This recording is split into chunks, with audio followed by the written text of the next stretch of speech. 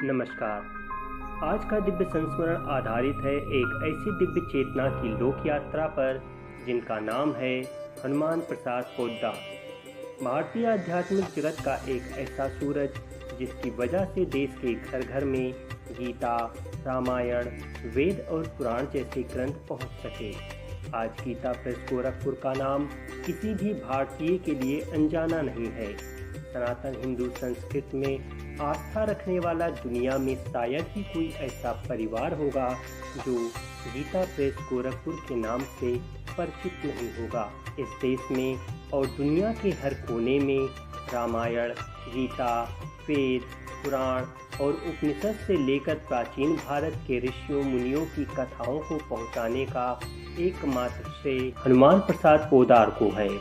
पोद्दार जी को स्नेहवश सभी प्रायः भाई जी भी कहकर संबोधित करते थे। यद्यपि हनुमान प्रसाद पोद्दार जी का जीवन अनेक दिव्य अनुभूतियों और घटनाओं से जुड़ा हुआ है। उन्हीं दिव्य अनुभूतियों के सागर में से आज आपके सम्मुख एक ऐसी घटना का वर्णन करने का प्रयास कर रहा हूँ जिसके परिणाम स्वरूप श्री रामचरितमानस को 8 आने में प्रकाशित कर जन जन तक पहुँचाने की प्रेरणा मिली। चलिए जानते हैं उस दिव्य घटनाक्रम के संपूर्ण वृतांत को।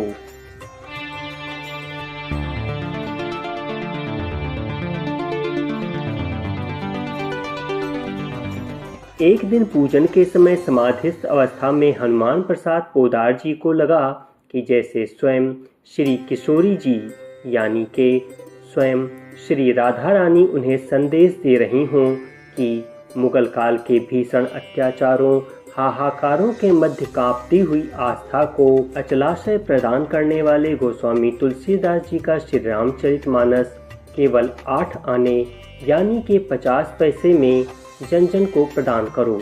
हनुमान प्रसाद पोद्दार जी ने उसी अवस्था में उत्तर दिया कि जब आप करा रही हैं तो क्यों नहीं होगा। पूजन के पश्चात भोजन करके वे वाम कुछी अर्थात बाईं करवट लेटा करते थे, किंतु यह क्या, आज वह भोजन करके लेटे ही थे कि ध्यानावस्था में फिर उन्होंने एक ध्वनि सुनी कि अरे तुम लेट गए, कार्य कैसे संपन्न होगा। पोद्दार जी तुरंत उठकर बैठ गए। कागज पेंसिल लेते ही मन में विचार आया कि मानस के इस प्रथम संस्करण की 50,000 प्रतियां प्रकाशित होनी चाहिए। कागज कंपोजिंग जो उन दिनों टाइप सेटिंग से हुआ करती थी, छपाई आदि का व्यय लगाने पर यह विचार किया कि यह घर में 6 आने यानी कि 37 पैसे की पड़नी चाहिए। 1 आना अर्थात लगभग 6 पैसे तो विक्रेता भी चाहेगा और 1 आना व्यय के लिए। सब जोड़ घटाकर देखा तो पता चला कि 50,000 प्रतियों के प्रकाशन पर 1,35,000 रुपये का घाटा आ रहा था।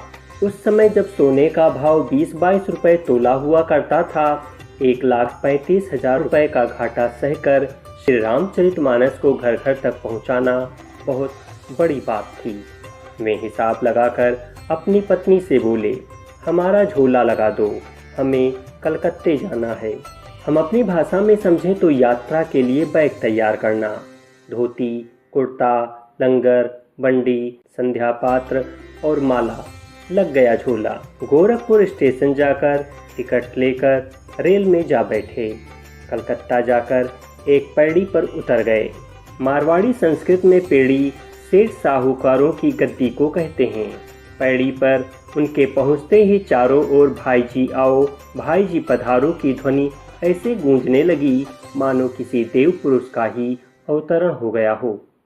पैड़ी के स्वामी ने प्रश्न किया, भाई जी थे कत्सी पधारे, यानी कि आप कब आए।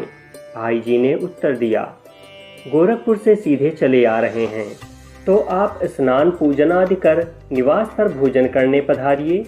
ठीक है, भोजन तो करेंगे किंतु दक्षिणा लेकर करेंगे। तो अब बाणियों ने भी भोजन दक्षिणा लेकर करने की परंपरा आरंभ कर दी क्या, उन सेठों ने कहा। पोद्दार जी, हाँ, ब्राह्मण भोजन करके दक्षिणा लें और वैश्य दक्षिणा लेकर भोजन करें। कहते हुए हिसाब का पर्चा जो गोरखपुर में तैयार किया था वह उनके सामने रख दिया। पर्चा देखकर सेठ बोले, जब राम जी ने कहा है तो वे सब करेंगे। आप उठकर स्नान आदि करें। भाई जी कुछ ही समय में स्नान पूजन से निवृत्त होकर आ गए। सेठ बोले, चलिए बग्गी तैयार है। ठीक है, हम चलते हैं, किंतु हम दक्षिणा लेकर ही भोजन करेंगे। थाली लाकर अन्न भगवान का अपमान न करा देना, यही कहना है। ठीक है, आप उठिए तो सही। भाई जी सेठ के निवास पर आ पहुँचे। देखा कि वहाँ दो भद्र पुरुष पहले से बैठे थे। थाली खाली रखी हुई थी। भाई जी के बैठते ही दोनों सज्जनों ने अपनी अपनी ओर से मोड़कर 2 चेक थाली के पास रख दिए। इतने में ही नीचे से आवाज़ आई, प्याई जी सा। उत्तर में आओ आओ, पधारो पधारो कहते 2 सज्जनों ने घर में प्रवेश किया। थाली के पास अपने अपने चेक रखकर वह भी बैठ गए। तभी अंदर से सेठ जी की वृद्धा माता नाभि स्पर्शी घूंघट काढ़े हुए धीरे धीरे सरकते हुए आईं और उन्होंने 35,000 रुपये नगद रख दिए। चारों चेक 25-25 हजार अर्थात 1 लाख के थे। 1,35,000 की पूर्ति पर्चे के अनुसार देखकर भाई जी हंसते हुए बोले, शीघ्रता से भोजन लाओ, भूख भयंकर लग रही है। तभी हंसते हुए सेठ बोले, भाई जी थे कच्चे बनिए हो। अरे इतना 500-600 पृष्ठों का मोटा ग्रंथ बिना जिल्द के दोगे क्या? 2 दिन में ही हाथ में आ जाएगा। भाई जी को सोच में पड़ा देखकर सेठ जी बोले, जिस समय आप निवृत्त होने थे उसी समय हमने एक जिल्दसाज को बुलाकर ब्यौरा ले लिया था। 10-12 हजार का उसने खर्चा बताया है। यह 15,000 मानकर एक सेवक को भेजकर 1.5 लाख रुपए का ड्राफ्ट तैयार करा लिया है। यह दक्षिणा लीजिए और बाणिया श्रेष्ठ कांसा अरोगिए अर्थात भोजन करिए। भोजन करते ही भाई जी बोले, अब गोरखपुर जाने वाली गाड़ी का क्या समय है? अभी 3-4 घंटे है। आप पैड़ी पर पहुंचकर अपने वाम कुछी धर्म का निर्वाह कीजिए। आपको गाड़ी पर पहुंचा दिया जाएगा। श्री भाई जी अगले दिन गोरखपुर पहुंच गए। श्री रामचरितमानस की कंपोजिंग युद्ध स्तर पर होने लगी। 1.5 मास के अंदर अंदर प्रतियां बाजार में आकर घर घर पहुंचने लगीं। मानस के सुंदरकांड और अखंड पाठों की बाढ़ सी आ गई। प्रवचनकर्ताओं की पौध देश के धार्मिक क्षेत्र में हरितिमा का संचार करने लगी। मानस के पश्चात समग्र तुलसी सूर के साथ अनेकानेक संतों का साहित्य मुद्रित होने लगा। 8 आने के चमत्कार से देश का वातावरण चमत्कृत हो उठा। अपने कार्यों की पूर्ति के लिए श्री सीताराम जी ने उन्हें निमित्त के रूप में निर्वाचित किया, मनोनीत किया। श्री भाई हनुमान प्रसाद जी पोदार विश्व भर के श्री राम भक्तों के लिए स्मरणीय बन गए। अब जान लेते हैं पोदार जी के संक्षिप्त जीवन क्रम को। भारतीय पंचांग के अनुसार विक्रम संवत के वर्ष 1949 में अश्वनी कृष्ण प्रदोष के दिन या सन 1892 ईस्वी के 18 सितंबर को पोदार जी का जन्म राजस्थान के रतनगढ़ में हुआ था। इनके पिता लाला भीमराज अग्रवाल, इनकी माता रिखीबाई हनुमान के भक्त थे। इन दोनों ने अपने पुत्र का नाम हनुमान प्रसाद रख दिया। 2 वर्ष की आयु में ही इनकी माता का स्वर्गवास हो जाने पर इनका पालन पोषण इनकी दादी ने किया। दादी के धार्मिक संस्कारों के बीच बालक हनुमान को बचपन से ही गीता, रामायण, वेद, उपनिषद और पुराणों की कहानियां पढ़ने सुनने को मिली। इन संस्कारों का बालक पर गहरा असर पड़ा। हनुमान प्रसाद पोदार जी का जीवन क्रम स्वतंत्रता आंदोलन और जेल, खादी प्रचार मंडल, गीता प्रेस गोरखपुर की स्थापना, बाढ़ग्रस्तों की सेवा, राजस्थान में अकाल पीड़ितों की सेवा, समाज सुधार, राष्ट्र निर्माण और धर्म क्षेत्र में जन जन तक ज्ञान के आलोक को फैलाने से जुड़ा रहा है।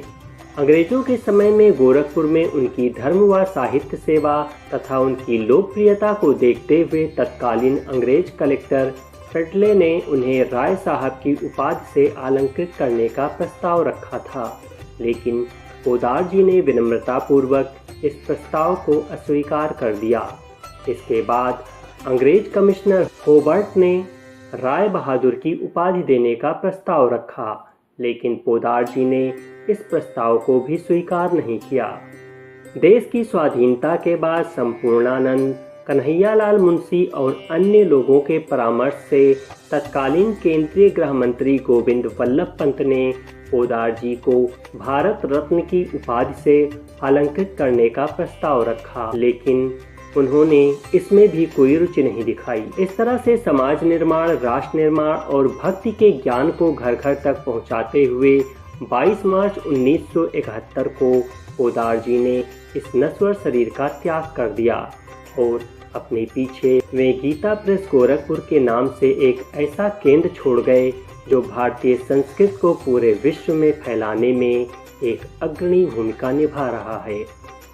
तो यह थी श्री हनुमान प्रसाद पोद्दार जी के जीवन से जुड़ी एक सत्य किंतु अविस्मरणीय घटना। यदि आपको यह कहानी अच्छी लगी है तो वीडियो को लाइक और शेयर जरूर करें। अगर आप हनुमान प्रसाद पोद्दार जी के अथवा ऐसी ही दिव्य कथाओं से जुड़े रहना चाहते हैं तो चैनल को सब्सक्राइब करना और कमेंट में अपने विचार देना ना भूलें। एक अनुरोध, यदि आप गीता प्रेस को सनातन संस्कृत का ध्वजावाहक, धर्मरक्षक और राष्ट्र प्रहरी मानते हैं तो इसके सहयोग हेतु यथासंभव सहयोग करने का संकल्प अवश्य लें। सीख मिलेंगे एक नए संस्मरण में एक नई दिव्य चेतना के साथ। तब तक मैं विवेक कुमार श्रीवास्तव आपसे विदा चाहूँगा। धन्यवाद।